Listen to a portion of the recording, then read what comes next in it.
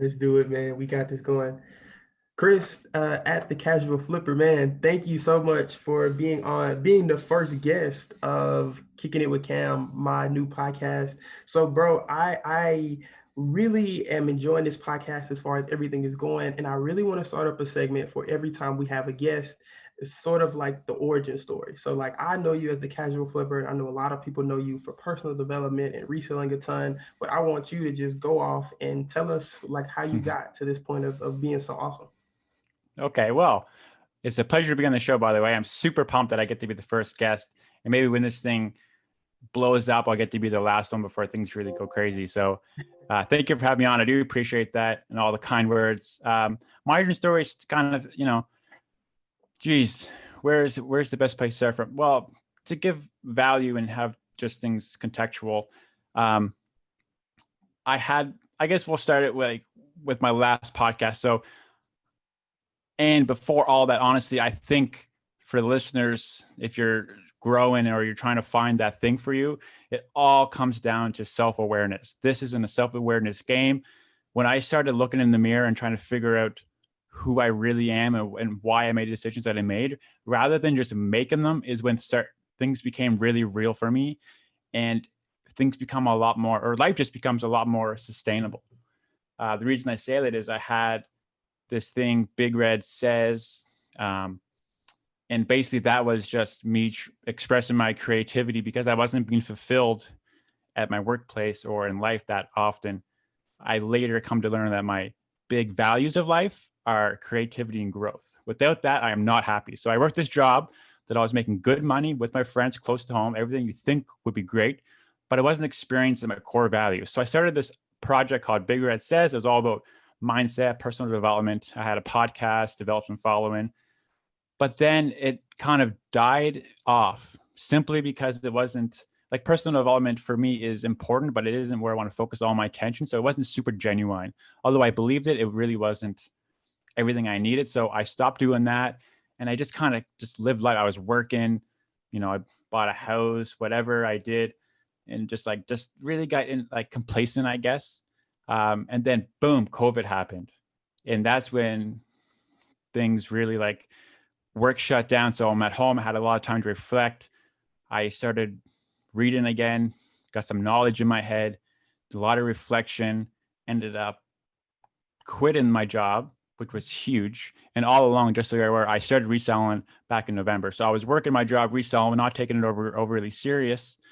And then when COVID happened, quit my job, did some deep dive self-reflection, realized that I could get a lot out of the reselling game just because I can express my creativity through my own content, and then I can grow because entrepreneurship is a constant growing experience. So it really aligned with my values. And when I was able to realize my values, I was able to realize the life and design something around it. So now this thing I'm doing is super sustainable for me because it aligns with my values. So that's kind of the mucky version of how I got here. And it's just me being me. That is awesome, bro. I absolutely love to hear it. I think that you said a few things that were really, really important. And I think probably the biggest thing that you said is that the money can't be the only goal. And I think that's one that I've really, really been trying to, a message that I've been trying to push across.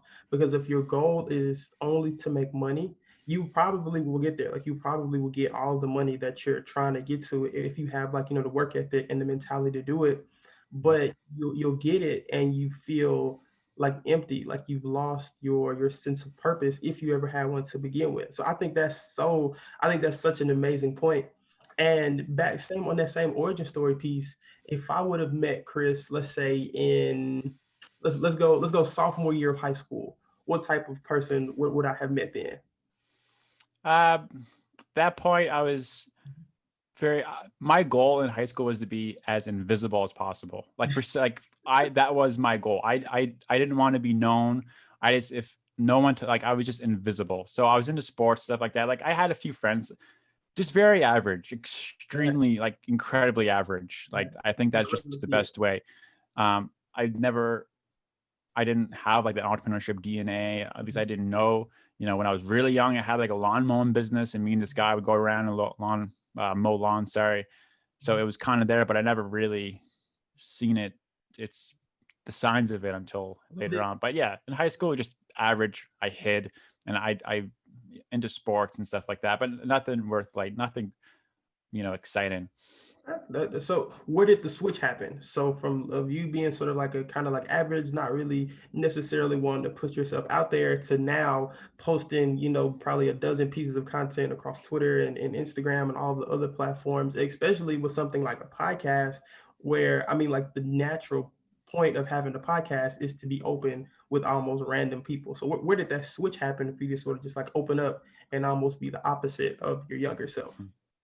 Well, no, that's a really great question, and I haven't had a lot of time to do like reflect on something like that. I don't really know exactly if it happened so much like a switch, but maybe the only thing I can kind of reason quickly in my head is when I was in school, you're in kind of a system, and basically your life is almost decided for you until you graduate, and then you do whatever you do. So I didn't have to really explore my inner self a whole lot because it was already done for me, even in a sense. Like you go to school, you get good grades, you social, like there's not a lot of self-reflection that really has to take place. I wasn't great in school. I was a horrible student. I literally Yeah. got 60s and 70s, which is like a C and D, Mhm. and I actually was thinking about this the other day. I actually believe that because of those grades, and every time I got a test result back, it actually reinforces, like it keeps you down. Like every time you get a negative result, when you Mhm. don't know what's going on, like the school system actually trained me to not be confident and not to take risks. Mhm. Hmm. So, so I mean, I think it's really safe to say that the school system, I mean, it just didn't work out very well for you. I think that that's it's such an interesting point because for me, so like I was almost like in the opposite in the sense of like in like my sophomore year in high school, like I mean, like just tons of confidence, wanted to know everybody, wanted to be friends with everybody, and but very similar to you though, I wasn't good at sort of like pencil and paper, like read this Mm, test assignment type stuff. But I graduated with a 3.8 GPA.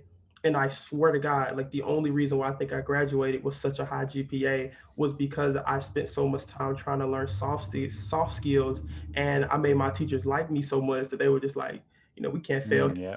He's such a good guy. So I think it's almost so opposite but I will say like school is very, very crippling to a point. Or like you were just saying, like the negative result, or especially like if you study all night for a test, take the test, and then like you still make a 60 on it. It's like, oh well what the fuck Okay, two for? things I gotta bring up real quick. Uh-huh. One is I may have painted a picture a little bit wrong in a sense. Well, not really. Right after, literally right out of high school, I Mhm. started a website called the Daily Consciousness, and Okay. I would like it was so fun, man. Like I would go to local shows because I was really into music at the time. I'd go to shows, I would interview bands, and I would do features for them on the website. And I'd get in the shows for free. Like, it was a really cool experience. So I would have been kind of creating literally the moment I got out of high school. I don't know why it started then, but that's kind of when it started. But kind of going back to like the school bit, I was cleaning out my father's cottage and I found this document. Mhm. My parents sent me to like a school psychologist or something. They did an assessment on me when I'm 11 years old. How do they know? Like Yeah. really, it's not like that's a reflection of everyone, I guess, that they're worried about me. But and basically it says that I'm going to have to work way harder in life to achieve the same result, which Mm. is crazy to me because that's not how things panned out. But that's the kind of programming that they were giving my parents to treat me, Mm. which blows my mind. And they only based it off the testing methods that are pen to paper. Mhm. Right out of high school, I took automotive. I was always hands on, Mhm. but the assessment was done purely based on how well I can read something and then Mhm. reflect it back, which was never a strong suit of mine. Mhm. Now, I'm 29, so obviously this was a few years ago. Not that I'm old, but maybe the systems and every school system is different. So in my local area, it could just be there behind the times. But it's just crazy that we would evaluate a human being on one document that I did a test I had to read something and then do Well, the no, results. It's still the same. I mean, like I mentor a lot of kids out of high school, and I just graduated. I graduated in 2018. So like it's not much has changed at all. But yeah, it's pretty much still the same. I know now, and I know you know about the SAT, but I mean like the SAT is probably like, the most rigged test in the world just because it's like a standard test. And while it makes sense to have everybody across the country on the same playing field, it's like I just because I'm not good at this doesn't mean that I'm stupid, or it doesn't mean that I'm mentally disabled or anything like that. It just means that I'm not good at the system or the Right. box that you're trying to put me in. And bro, I think it's almost ridiculous, and I think that's why I so heavily push being able to find knowledge yourself, being able to find the work. Yep. And I think where you started off at was self-awareness, like knowing this does not work for me. So if I want to learn something, it doesn't make sense for me to try to force myself to learn it from a book. Spend 7, 8 hours trying to do that when I could have watched a 12-minute YouTube video and remembered all of it like Yep. I wrote it myself. So I think that's awesome, and I think you really killed like this first segment of an origin story. I really want to keep this part into the podcast, man, because I feel like people who might not have heard of you before can get a very good understanding of the type of person that you are based on like these this last 15 minutes or so that we talked off this. You know, I think that's awesome. Thank you, man. Thank you. So let me ask my next question. How would I know you said you had the job and we went into it just a little bit, but what was the mindset or what was the thought process? I think you said in November when you first started reselling that made you want to switch over to doing it full time. Well, always. I think it's inside of like I've always wanted more, and sometimes it gets suppressed. Sometimes it expresses itself. And like what that means, I don't even really know. But there's just this feeling or this thing inside of you that's like I know there's more inside of me. Like Mm-hmm. certain things I've excelled at. When I have excelled at it, I've done very well at it. It- so I knew that there was something there, but I just didn't know what. So, and honestly, everything happens for a reason. Like I got this job that I was selling phones, and which led me to where I am now. So I do believe everything happens for a reason. But in that job, there was a guy that told me he sells on Amazon. He didn't really tell me a lot about it, but he just basically explained the idea of it, which really piqued my interest. But he didn't give me a lot of details about his particular business, how he's running it. I knew he was selling some expensive electronics, and he would just send them in Amazon. And I wasn't like, I didn't know what, but it sounded very intriguing to me. But it Very also sounded really hard. Like it seemed like very tricky, which is one of the reasons that I started the Casual Flipper is to hopefully demystify, getting into the reselling game because it's really not as difficult as at least as I made it think. Yeah, because bro, like Amazon makes no sense to me, and I've tried it like 3 or 4 times. Like eBay, I can do it in my sleep, but like Amazon, I know I send it over to Amazon. I know like, I get the understanding of it, but actually doing it, don't understand it. But like your posts have helped a ton. Yeah. It's just like anything. It just takes practice. You gotta, and once you do it a few times, it's not bad. I've really focused on books. That's kind of where that's what I enjoy doing.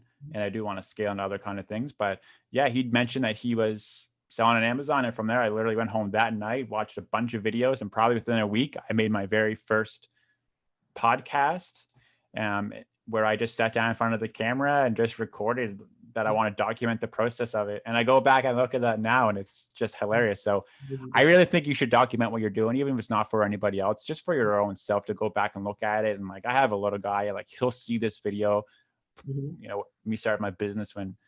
when he's 15, it's going to be hilarious. So, It'll so be that's where it great. all started. And I think because okay, so I have a lot of my friends, a lot of my followers who watch this, and they think that all of Amazon's because I've talked to them, they think that all of Amazon's products, like Amazon themselves, kind of like buys in sort of. They think the Amazon business model and the Walmart business model are sort of like the same thing. So for the people who don't know, and let's just say super new, super beginners, can you explain the difference between ordering something from Walmart.com and it coming from a Walmart warehouse versus ordering like an item off Amazon and it coming from the Amazon warehouse? So I don't have a lot of context on how Walmart works, but from an outside perspective at this point, I picture it like really, really, really early on Amazon. It's Mhm, like the Wild West, like I don't think that their platform, I mean, from a seller's perspective, I mhm, don't think the platform is as easy to navigate. There's not as much competition, which could be a good thing or bad thing, depending on how you look at it. And it's all, as far as I know right now, it's all FBM. So it's fulfilled by merchants. So it's basically like, it's probably honestly closer to eBay than it is Amazon. Because when you buy a product that from Amazon that's FBA, so fulfilled by Amazon or Prime, you're just buying it from the fulfillment center. So Amazon's employees are packaging it up and sending it to you, versus Walmart, it's that individual or their company sending it to you. So to put it just like super simple, what Chris does is he gets a really, really big box of stuff that he bought for, like, wherever he will source things from. He puts it all in a box, and then he sends the stuff that he has to the Amazon warehouse. Amazon, Exactly. like, their magic, they track everything. And every time Chris makes a sale, obviously he gets the money from that sale. But like he was saying, the Amazon, like the Amazon actual employees, they send out the items. So Amazon is almost like a third party between a buyer and a seller, versus Walmart. Well, Walmart is straight distribution. So like if you're buying, I mean, just like really anything. If you're buying like a pen from, I forget the name of that, the really big pen company, but if you're buying anything from Walmart, you're buying it, like he was saying, from the merchant or from the business itself. And it's, in a way, it's like a third party, but in a lot of times Walmart buys a lot of stock, and then they just have things in their warehouse that they ship out, versus different. So it's a little bit different, because like he was saying, it's a seller where Amazon ships it out versus Walmart. And honestly, being able, like, buying from both websites, you can almost tell. And that gets me a lot into my next question. And how do you, with coronavirus going on, with the stimulus checks happening early this year, and e-commerce really just blowing out the water for sellers, how do you see this Q4 going for e-commerce? Well, I can speculate now.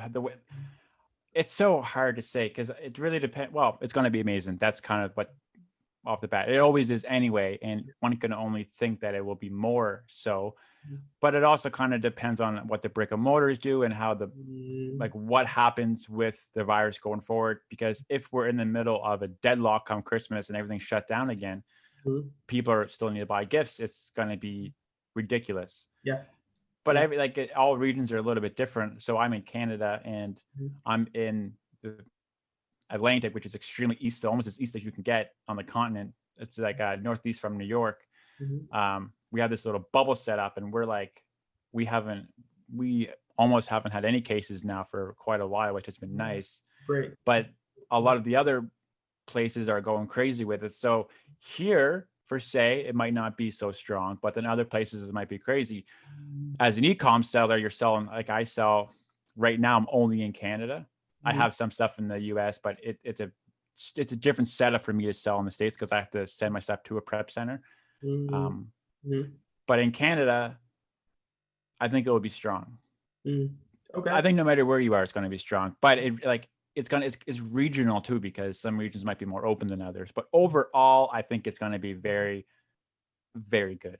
That's a good point, man, because I have been thinking about it, and I'm not gonna lie to you, I have been 100% worst case scenario. I just been thinking, what if the whole world goes on shutdown, and yeah, people are buying, but we can't ship the stuff out? Because I mean, I have never had a package loss for USPS, and I've shipped out probably at this point thousands of orders up until like 3 or 4 months ago when COVID first happened. And like it seemed like every package I was shipping out was getting lost at some point.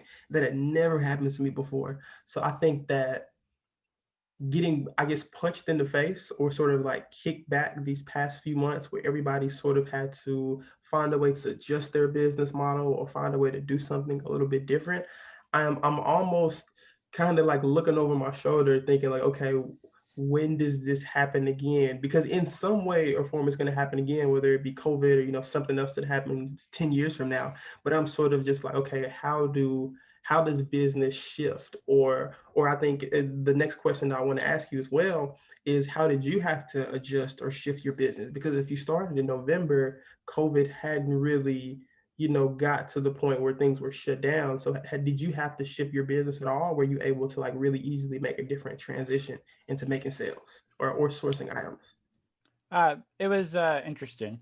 So I started in November. So I had quite a bit of, like, I was November, December, January, February, March. Um, it's like I wasn't taking it overly serious until March. Mm, So I had to, well, I like, so I, before COVID, my sourcing was going out scanning bookstores, and also I sell used books. That's kind of my main focus. mhm, Um, so I'd go to brick and mortar stores, but I was also selling some, other flip other things, SOS pads, whatever. mhm, So I mhm. really had to change my strategy and learn some new stuff because I wasn't able to do that because literally everything was shut down. Right. So I started learning about, online arbitrage, which I knew about, but I didn't put an emphasis on, and wholesale. So I used that time really to educate myself. I was just Mhm. learn. Like I just learned like the ins and outs. What- I still have a lot more to learn, but so I started doing more online arbitrage at that time, which means I would basically buy something clearance on Walmart, have it shipped to my house, and then I would ship it into Amazon and they would sell it. mm, So it might sell for $30 on Amazon. I'd get it for $4 and I'd mhm, buy 50 of them, mhm. send them off. So I Yeah. started doing that. So that's kind of what got me through. But I wasn't super happy with the way the business was going. So when things started opening it back up, I went back to my old faithful, which was books. And I've since just been Mhm. trying to scale like crazy because books is a numbers game. So I used to go get 25 books like I would do a shipment every week of 50 books, but now I'm starting to buy like Mhm. pallets of books. That's crazy. Bro, That yeah. is ridiculous. So, so when you were trying to learn the ins and outs of the game, where were some of the places that you went? Did you go to courses? Was it just all YouTube videos? Were there like certain books that you read? Like, how did you learn in the beginning? I think honestly, social media has been a blessing. I use it as a tool in a sense to connect with people, which is kind of what it's meant for, but also to learn. So Instagram, Twitter have been very, very, very good for that. There's a few accounts that have been particularly good. Podcasts, I listened to a few. There was a couple that I was on, not like physically on, but I was like on to listening. There was a few I was listening in that sense. It was Instagram, Twitter, listening to a few podcasts, YouTube. I didn't do any courses, which I'm definitely not against. I think it's very smart. You just gotta be very careful with the ones you pick, and don't 100%. put yourself into a deep hole if it is expensive. So I'm definitely pro courses. I just haven't found the right one for me yet, but I'm definitely willing to do that. But it was, yeah, taking social media and stuff like that. I always recommend go if you're gonna buy a course, buy a Udemy course for like $24, learn the basics, and then attempt before you got anything. Mm. But I think that's so awesome, bro, of reaching out through every kind of thing that you have available to try to almost like scram and learn as much as you possibly can. Because that is, I mean, like, it's honestly how I learned. So a lot of my background is actually in e-commerce. I probably spent 4 or 5 years in e-commerce and learning digital marketing, specifically drop shipping. But I mean, just like kind of like the ins and outs of the entire business. And then recently, I actually think it was November as well for me. I remember late last year when I actually switched into like doing reselling and really really taking it seriously. So that's kind of, I guess, something that we share in common. But yeah, bro, I think that there has been so many adjustments, and I think that I want to talk to you also about what are some of the, I guess, like the tangible, maybe mental toughness or sort of mindset that you have to have on being a full-time entrepreneur. Because you alluded to it earlier when you said the business wasn't going the way I wanted it to go. And it's such a crazy thing because with a job, you might get pissed off at your boss. You might not, some things might be going wrong, but at the end of the month, at the end of the 2 weeks, you still get the same amount of check. Versus being an entrepreneur, it's sort of like if I go 30 days without making any sales, I still have to pay mortgage, or I still have to pay rent, or like my electric, my Wi-Fi bill. What type of mindset do you have to have as an entrepreneur to weather the storm when things get difficult? Yeah, so it's a good question, and one I can kind of half answer in a sense because I'm not at a point where I absolutely have to rely on my business 100%. Mm-hmm. But with that being said, I'm heavily in it and my business is growing. And I do think there's a few key things that will lead to my future success and to where I'm at now. So I do, since January, I've done about 40,000 in sales, which for me is I'm I'm happy with that. Like I'm okay with that, but I want to continue Yeah. growing that number. Uh-huh. And the other thing to consider as well is I'm just now, like at the end of this month is when I'll actually be profitable because of the time from January to now. I had a lot of learning, is what I call it, mistakes, inventory, equipment, whatever, startup costs. So I accumulated some debt and I paid it off, and I accumulated, like I'm kind of been just like going up and down, and it's fine, but Yeah, keep it fucking hustling, bro. Yeah, like, keep going. it's yeah, it's hard. It's but like it's when you're coming from a job into the business, like Hmm. there's so many mindset shifts to go through. Hmm. Like I when I first took on some debt, it hurt me so deeply inside because it's like that's how I would react in my personal life because I spent 10 years paying off debt. I don't want to go back to that life.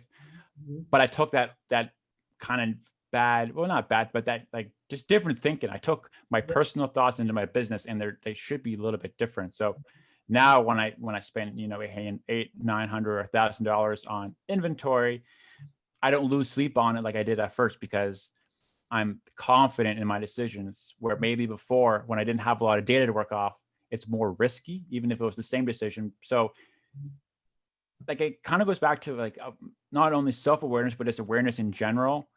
um, you have to be able to, one, be open to, there's two or three people in my life that I talk to very regularly, and I'll ask them, they don't know each other, but I think I look up to them all.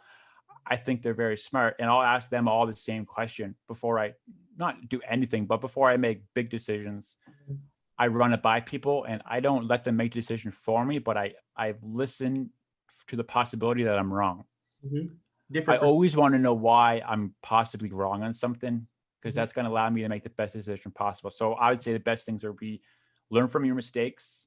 Hmm. Don't get crippled by your bad judgment calls. Be Hmm. open to feedback. Hmm. And probably the most important thing that I'm working on now is learning to be outside of yourself in a way and just think bigger, but like actually think bigger, which is tough to do on your own. The best kind of scenario I can think of is my biggest issue right now in my life, not in my life, but in my business, is I need more space. Hmm. But I'm at the very beginning of it. Like I'm just starting to need more space now. So I don't have a lot of data in terms of how much return I'm going to get consistently on these pallets. So I can't make a super well educated decision on whether I get a warehouse or what I do. So I've been kind of asking the question of what I should do to some certain people, and the ideas that were given to me and were just like I never would have thought of it on my own. Hmm. So if you can get to a place where you can let the creativity and become more resourceful is a very good trait to have. Man, bro, you said so much shit that's got my man, it's got me on 10, bro. I think like the first thing that you said that like got me ready to jump out my walls is you said that you had made $40,000 in sales, but you still weren't profitable. That is business to the I'm talking about like to the T, because that's just how business is, and that's just how business works. It pisses me off sometimes, like people seeing like people posting their results on Instagram and like looking at all of these numbers and how much sales and all everything that they've done. I'm saying you don't know the other side of the business. Like Yeah. compare, you can't get jealous, you can't do all of these things because you only know a sales number, which by the way can be fake, it can be replicated. There are like apps you can go into to switch that up, and you could have made $10 in sales, but it says you made 100 mil. And then on top of that, the other side of sort of like the hustler and the actual practitioner of running a business is that how much that you had to learn in order to get to that point, how many mistakes that you had to make, how much like the mental toughness, how much you had to change as a person in order to get to that place, bro. It has me like on 10 because it's like there Yeah. because it takes so much, and it's honestly it's difficult and it's hard and it's lonely and it feels like so misunderstood, but you get to a point where it's like this is like you were saying, it's my version of art. And the same way somebody can play a basketball, or the same way somebody can literally draw and make something amazing, running my business is my version of expressing myself and my version of creativity. And man, bro, it's so I mean, like from that. which is probably the point that I think is amazing. So even you saying having a counsel, being able to listen to those people, but not get too high off of what they say when they say, "Hey, I think the idea is stupid," or "I don't think this is going to work," or "There's no way I can see this happening," because it's like there are 1,000 different perspectives.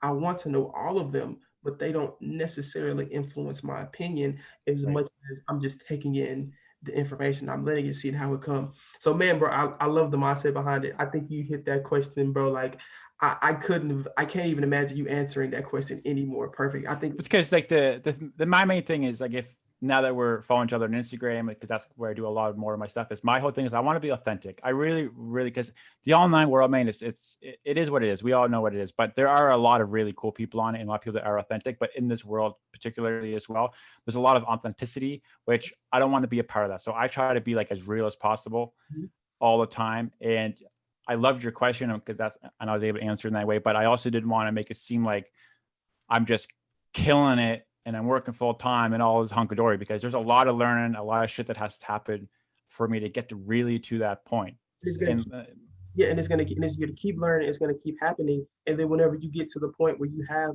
it's like a full on 100% profitable business, there are still different problems that come in that you mm-hmm, run and that you have to deal with. So you saying that and being transparent, I think it opens up for so many people. So I have been very, very blessed to be. So I'm 20. So you're a few years older than me, but I have been blessed to see extreme business success in a different industry.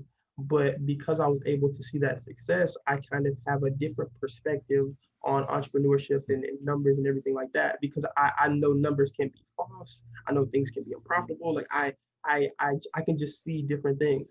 But there are a lot of people my age who are young entrepreneurs or just now getting into it or trying to, dip their toe in the water, and they get so discouraged sometimes because it's like they look at that and they say, he made 100K this month. Hell, I can't make $100 this month. I can't, I can't even imagine how I can do that. And they spend so much time comparing themselves and the kind of like doing that thought process of just one person and just one person's opinion and pontificating about honestly just shit that they don't know. And it almost upsets me because it's a crippling mindset because you don't know the ins and outs of that person's business. The only person who does is the one or two people that are actively running that business. So you can, look at it, it's cool, whatever, whatever. But you kind of like how you were saying is I have to look at everything and see all of the opinions and then take what I can take from it, but leave it there. And mm-hmm. man, so man, you got my blood boiling, bro. I love that question, man. I really think you answered that question really great, and truly thank you for that transparency because I think it's going to help a lot of people who get caught up in thinking that business is always a numbers game when I think it's just as much art as it is numbers. Mm-hmm. So man, that was super awesome. So okay, so the next thing that I think I want to ask you, and it's almost a selfish question just because I want to compare both of our stories, is what is your coolest flip like today? Like the coolest one that you found? The coolest. Well, most of my experience is with books. So they're probably, when I think cool, I guess my mind kind of goes to the most profitable, Mhm. which gives me two other thoughts. But one, I mean, I was flipping SOS pads from a dollar store, which is not cool particularly, but it's just like, who would have thought? Right, Um, right. but I used that, to but hear something from a dollar store, so I know it. yeah, so that it got competitive quick, and the tank and list, like the price dropped and it Mhm. became not worth my while. But it was kind of like, that was one of the first things that I really sold a lot of, that like really shocked me. Like, I can pay $1 and they're going to sell for 10. Crazy. But then even then I was only making $3 because Amazon does take a fee because they're doing the customer service, they do the fulfillment, whatever. But more recently, But it felt like you just made oh, it. it was great. Yeah. Well, if I'm spending one and making three, I mean, I'll take that deal. Yeah. But more recently, I got a pallet with a bunch of, like, very recently, we're talking like with, like, I literally did this less than a month ago and they're selling now. I got this pallet with a bunch of textbooks that were brand new. Wow. And on Amazon, there's something called the BSR, or the best selling rank. Mhm. And with books in Canada, anything under, so in the States, if you're a million or better, which is a million to one, Mhm. it's probably going to sell. In Canada, it's like 500,000 to 1. So if it's in that kind of rank, it's going to sell. The more it sells, the better rank it gets. So the number one item sells like crazy. So these had a rank of about 50K, which is like extremely good. Mhm. So I got this pallet and there's like 20 to 30 of them, and Mhm. they each sell for $150. Wow. Well, oh, so about pallets, let me ask, whenever you get a pallet, do you know what's in the pallet, or do you have like some idea? No, this is something you're probably going to, if you look into it, people say, do not do this. It's Mhm. like liquidation pallets. But if it's, so I've, from my own experience, just maybe the place I get it from, Amazon return pallets are not my jam for me right now. They're probably super good for eBay, but what Mhm. they are is basically Amazon, all their returns, or Mhm. even Walmart, whatever. They'll liquidate all that stuff they can't sell Mhm. to They have stores. liquidators. I went to a store the other day where that is literally all they do, and because I kind of peeked into the back and I noticed, and I could just tell from my ecom experience, but like they pretty much buy Amazon return Yeah. pallets, put them out into a store, and they have like a whole storefront off that, and that like blew my mind. I was like, and people were like buying tons and tons of stuff. They would have like, Sure. They get the same stuff they would buy anyway at a great price. So it makes sense. I think it's not for me right now. Because I like the book game. right, right. Um, so I got, so on basically on these pallets, I don't know what's going to be there. I'm not going to do any more Amazon returns for now, but Mhm. the books I definitely will. Mhm. Generally speaking, for my acceptance rate. So I have a little scanner that I use that tells me to keep it or not. It's about 8 to 10% of what's there. So if Okay. I get 1,000 books, I'm only keeping, 10% of them Mhm. at best. So I have a lot of duds to deal with. Mhm. Um, but yeah, those textbooks are an ongoing flip that are going to push me over from being, they're going to push me over to profitability. So at this point, I can start managing my money in a way that I want to. Mhm. And for anyone listening, if you're having a tough time with your cash flow, profit first is just a way to start. I'm not saying that's a be all end all and do it forever, but it's a good way to start thinking about money. Mhm. Profit first for ecom. It's a very good read. It's not I'm hard, but it's happy for very you good. because that means you're profitable in under pretty much seems like it's going to be under a year. And in some businesses, that is unheard of. Like, I mean, fucking Amazon wasn't profitable for like what the first 10 years. And a Mm-hmm. lot of brick and mortar stores, they're not profitable for like another 3 years. So I wanted, for being able to figure out a way to run a business and get into the black or the green.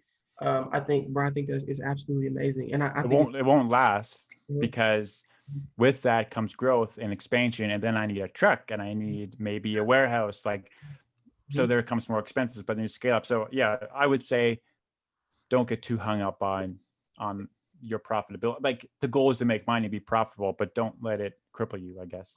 Right. It's a process. It's a process. And like you said, you just keep growing, just keep growing. I think that my probably now, so I do a lot more, I would say, treasure hunting than you do. And I think that's the difference between the Amazon and eBay game. Um, Definitely. so I go to like, estate sales and garage sales all the time. And I think I found a Budweiser RC car from Facebook Marketplace for like 25 bucks. And I was looking at comps, seeing some selling for like 1,200, 1,300. And Oh, geez. I was like, holy shit, I'm not gonna have to resell anything else for the rest of the month for the next shit.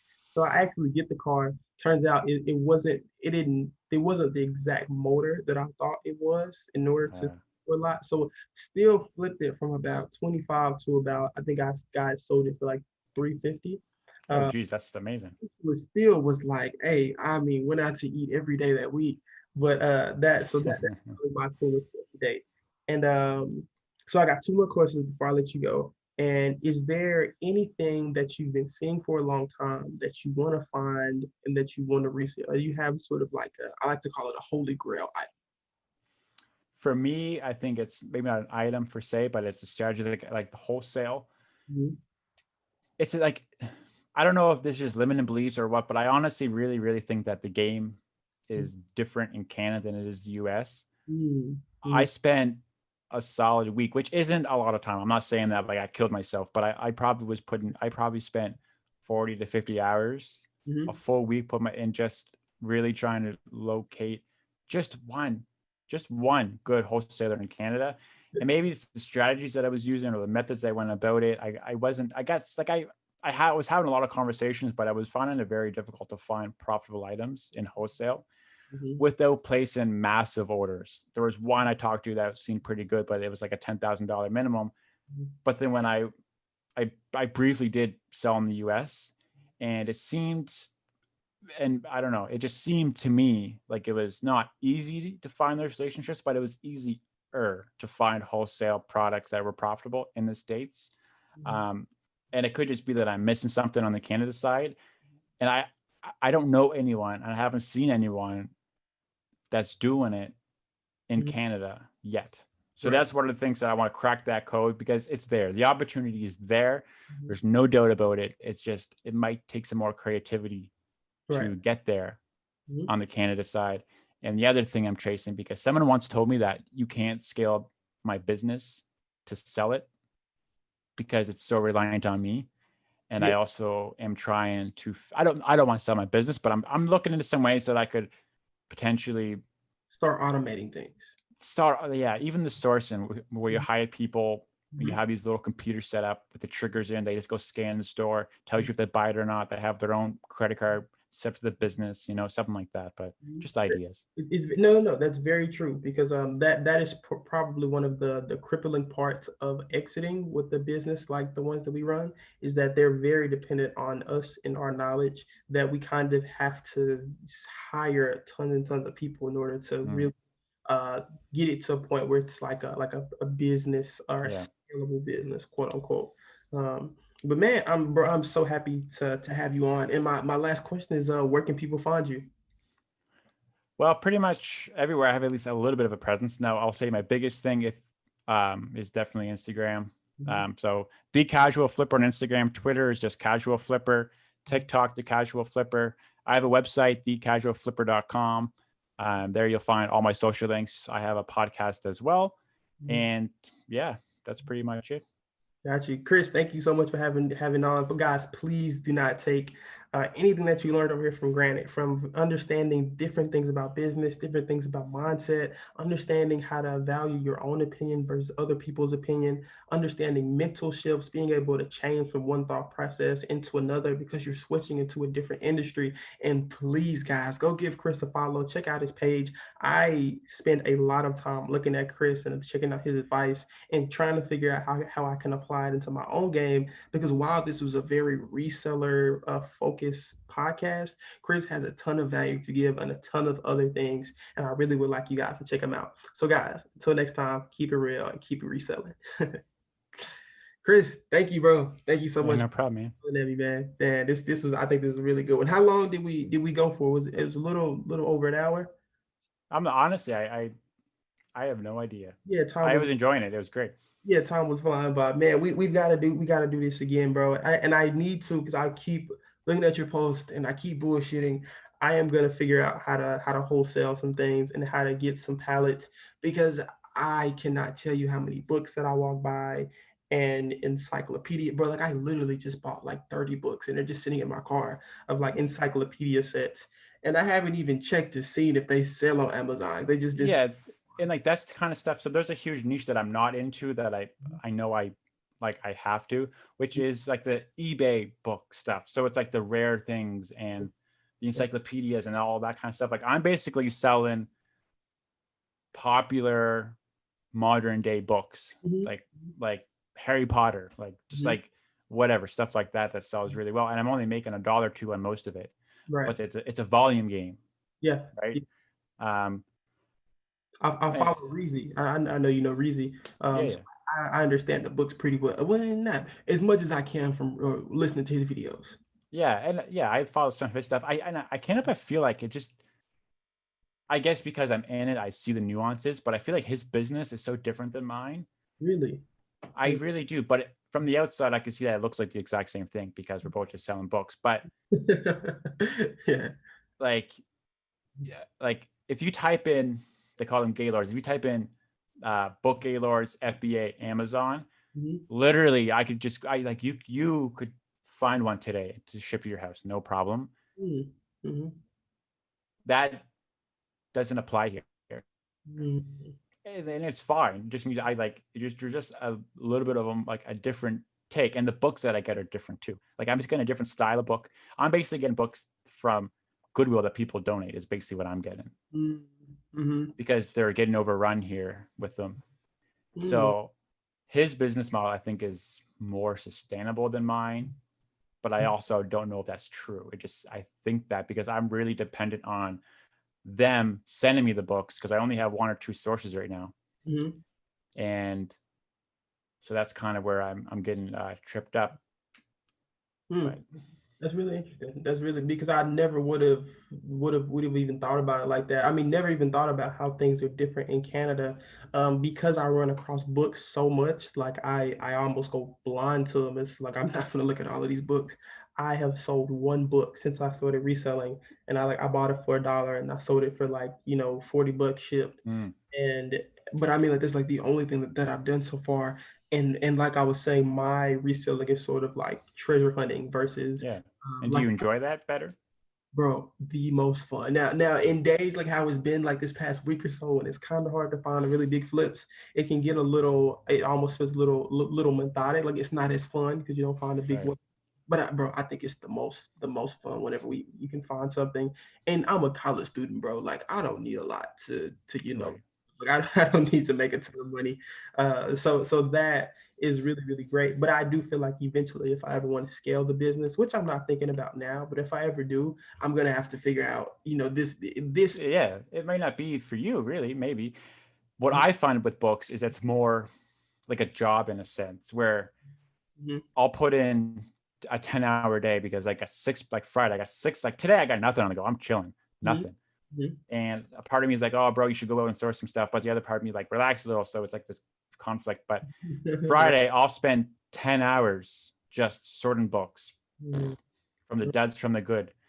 And then the next day, I'll ship them. And then the next day, I got to get rid of all these books, like hundreds. I got to get rid of them all. I got to get rid of really, maybe 1,000 books, the duds. do you donate those books that are like unprofitable? Do you donate them to school, or how do you get rid of those? Well, that's what I've been trying to do, but no one wants them. So I actually have to recycle them, ah, which ah, kind of sucks. Like it feels bad, but yeah. Like what else are you gonna do? Yeah. I try to keep the kids' books. I want to donate them to like daycares and stuff like that. But there's just a lot of stuff I can't. Like I just can't. So, but then you don't have to work for the next few days to get more stuff in. So it's more like when I was doing more like what you're doing, like sourcing daily. It's like it's all the time. It never ends. Mhm. As where this is a lot of work all at once. Mm. Yeah, it's definitely a different game, bro. I'm really excited to, take a peek into it, and I enjoy being able to talk to people like this who are actively Yeah, that looking. was amazing. Yeah, This is great. I thought it was really great, man. We're gonna have to do a part two really, really soon, bro. Yeah, man. Got you, Chris. Thank you so much for being on, man. I'll talk to you soon, man. Yeah, I appreciate it, man. Okay. And before I get you off, I wanted to know, because, and I'll probably find out in a few seconds, but when Zoom records it, does it record just the audio or the video too? The video too. Both. Yeah. Both, yeah. Video too. Yeah. Okay. I just wanted to make sure. Okay, bro. Yeah, Thank you. bro. Man. Peace.